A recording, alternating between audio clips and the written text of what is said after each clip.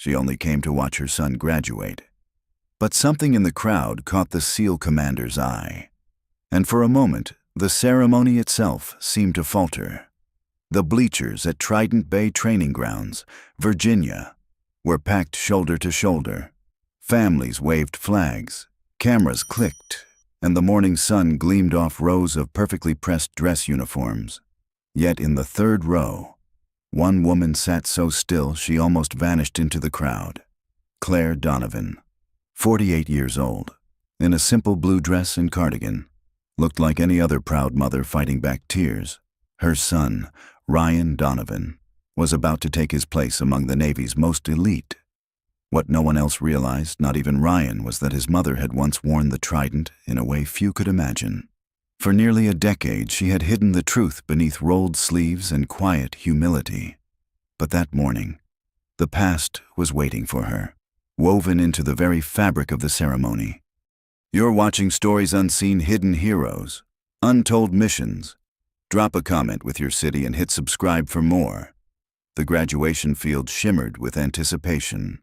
19 men, the last survivors from an original class of over 150, stood in perfect formation, the culmination of months of agony, trials designed to break all but the strongest.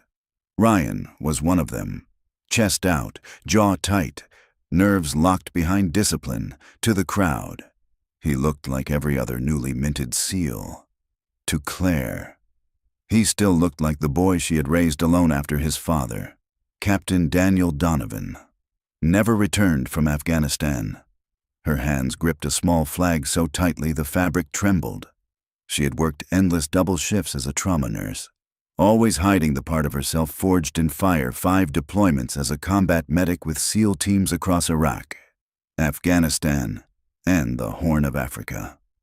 The woman Ryan knew as Mom had once been Doc Donovan, a name whispered with reverence in special operations circles. But Ryan had never been told. She had wanted him to find his own path, unshackled from her reputation. As the brass band fell silent, Commander Ethan Marshall stepped to the podium, a legend in his own right.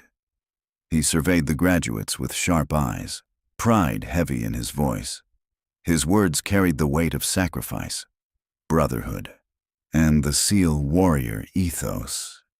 Claire tried to lose herself in those words, but memories pressed in the dust of Fallujah, the metallic scent of blood, the desperate radio calls for medevac.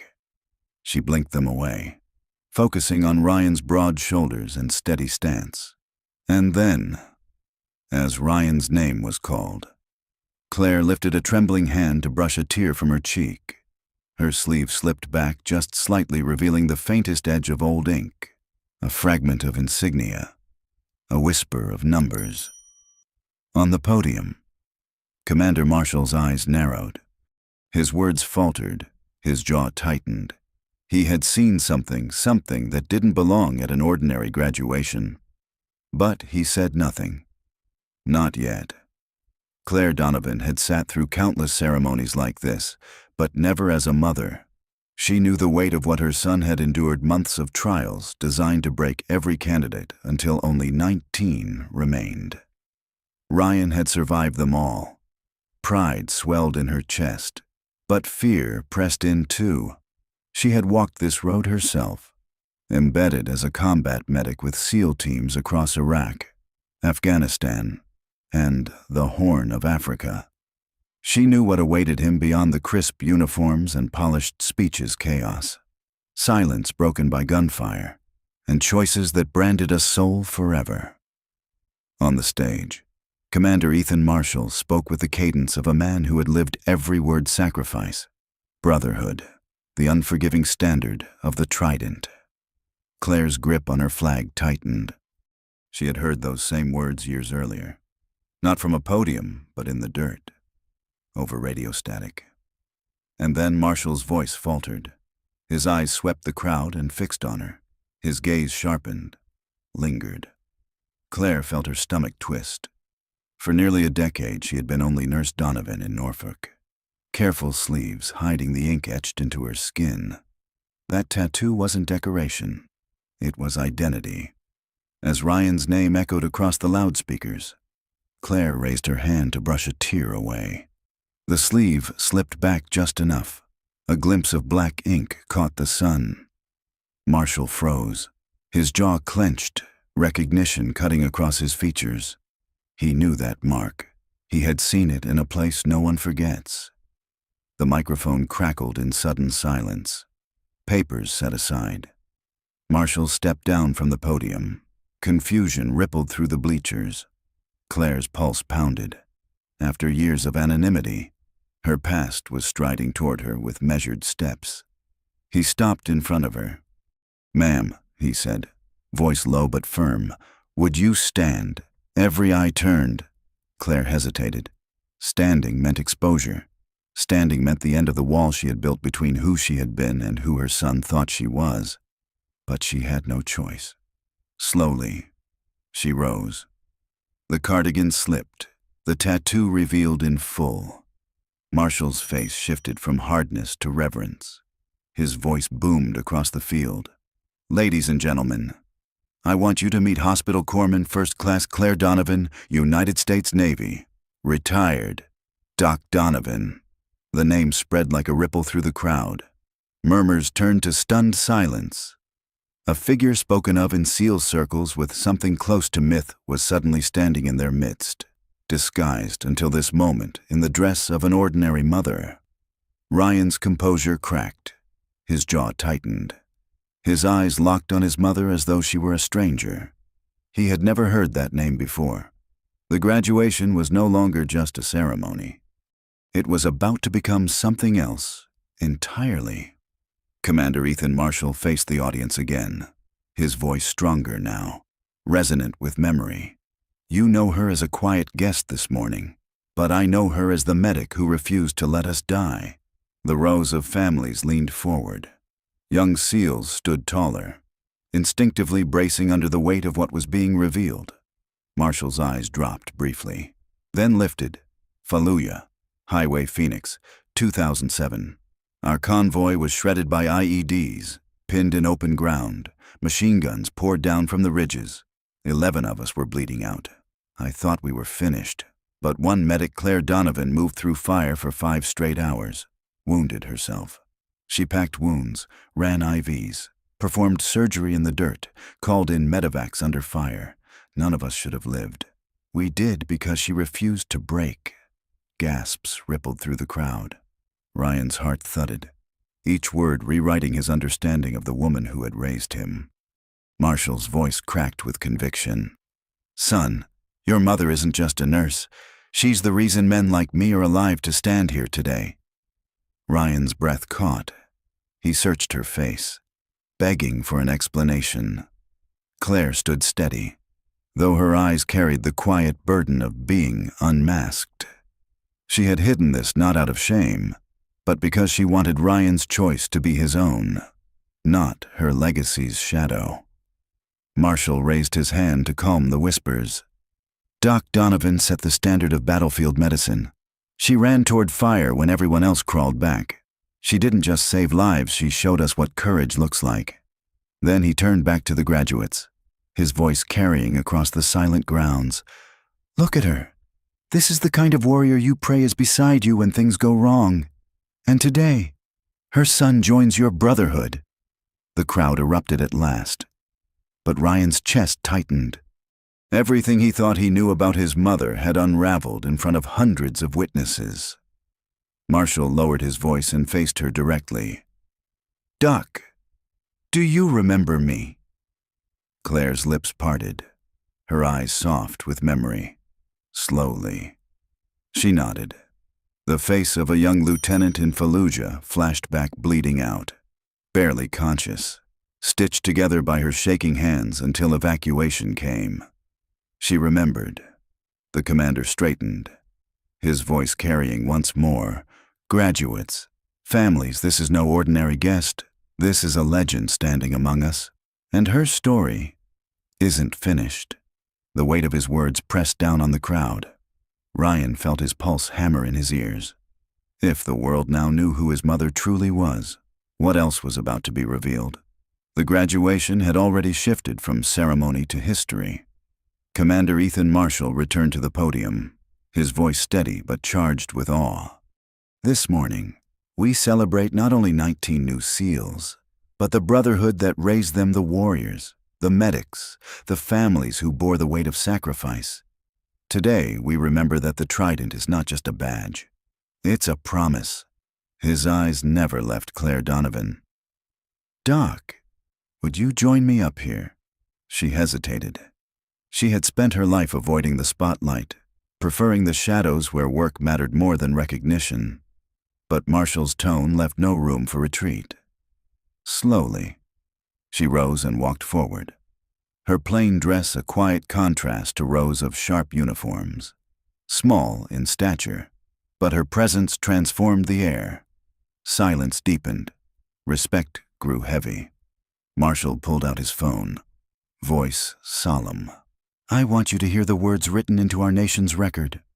He read Claire Donovan's Navy Cross citation, a testimony not of medals, but of grit, the convoy torn apart by IEDs, the storm of gunfire, the shrapnel embedded in her side, and the 11 men she refused to let die. For 5 relentless hours she stitched, packed, evacuated, and commanded, bleeding herself but never breaking. Every man survived. By the end, the field was still. No applause, no movement, only the weight of those words pressing into everyone present. Ryan's throat tightened. His mother was no longer just the figure who had raised him. She was a name written into SEAL history. Marshall turned, offering her the microphone. Claire held it like she once held a field radio firm. Steady. No hesitation. "Gentlemen," she said. Voice clear. "You've conquered the hardest training in the world. But BUDS is not the end, it's the beginning. Being a SEAL isn't about the miles you've run or the weights you've lifted. It's about the man beside you. It's about choosing what's right over what's easy. And it's about never leaving anyone behind." The 19 graduates leaned forward. This wasn't theory. It was the voice of someone who had lived it, who had bled for it. She turned to her son. "Ryan, I'm proud of you. Your father would be, too. But never forget you wear the trident not for yourself, but for every teammate, every family who prays their warrior comes home. That is the weight, and that is the honor." The crowd erupted, but Claire slipped quietly back to her seat. She wanted no spotlight, only the relief that her son had earned his place. The ceremony closed, but for Ryan, one truth burned brighter than the sun overhead. His mother was not just Mom. She was Doc Donovan, and her story was only beginning to unfold when the graduates were dismissed to their families. Ryan went straight to her. His face was pale, his jaw set. "Mom, why didn't you tell me?" Claire smiled softly. "Because this had to be your decision." "I didn't want you chasing my reputation. I wanted you chasing your own calling, but you're a legend. Commander Marshall said you saved his life. I did my job. Ryan, the same job you'll do. It isn't about medals, it's about the man beside you. You'll learn that soon enough." He swallowed hard. "How many lives did you save? I never kept count," she said quietly. "That's not why we serve." Marshall approached, his composure cracking. "Doc, not a month goes by. I don't think of Fallujah. You didn't just save lives, you showed us what courage looks like." Claire's reply was gentle. "You would have done the same." Marshall shook his head. "Maybe, but you actually did it." His eyes shifted to Ryan. "Son, if you want to know what a SEAL should be, look no further than your mother." Only one more voice stepped forward. Master Chief Robert Chin, a veteran of Iraq. His hand clasped Claire's firmly. "Doc, your protocols, your evacuation drills, we still teach them. You didn't just save lives, you changed the way we save them." Ryan's awe deepened. His mother hadn't only been a medic, she had been a builder of legacies. As the sun dipped low, Ryan asked the question heavy in his chest. "Are you worried about me, about what's ahead?" Her eyes softened. Of course I'm worried. You're my son, but I'm proud. 2. You've chosen a life of purpose. That doesn't make the risk less, but it makes it meaningful. Your father died with honor. If fate calls you the same way, you'll stand for the same principles. That's not easy. Ryan, but it's everything. He embraced her, for the first time fully grasping the burden she had carried in silence all these years. 6 months later, Ryan deployed with Task Force Viper, carrying both his father's sacrifice and his mother's courage into battle. And though Claire now worked in a trauma bay in Norfolk, mentoring young corpsmen, speaking to new medics, she never truly left the fight. Her tattoo, once hidden, had become a bridge, a story inked into skin that reminded every operator and every patient heroes often hide in plain sight. Because courage isn't about uniforms. It isn't about medals. It's about the willingness to risk everything so someone else might live. Claire Donovan had proven that on the battlefield, and every day.